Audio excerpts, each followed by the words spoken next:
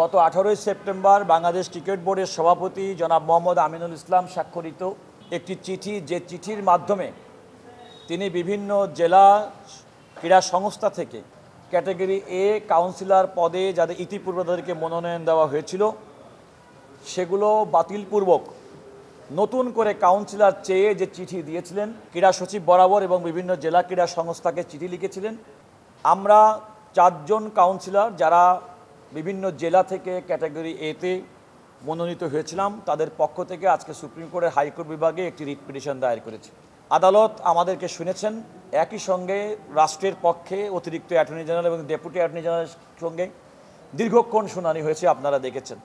এবং জনাব আশাদুর রৌফ ভারপ্রাপ্ত অ্যাটর্নি জেনারেলের বক্তব্য, উভয় পক্ষের বক্তব্য শুনেছেন। আমাদের উভয় পক্ষের বক্তব্য শুনে আদালত এই মর্মে রুল ইস্যু করেছেন যে বাংলাদেশ ক্রিকেট বোর্ডের সভাপতি জনাব মোহাম্মদ আমিনুল ইসলাম কর্তৃক স্বাক্ষরিত 18 সেপ্টেম্বরের চিঠি, যে চিঠির মাধ্যমে তিনি পূর্বের মনোনয়ন বাতিল করে নতুন করে কাউন্সিলর মনোনয়নের জন্য নির্দেশনা দিয়েছিলেন, সেটি কেন অবৈধ, ক্ষমতা বহির্ভূত হবে না।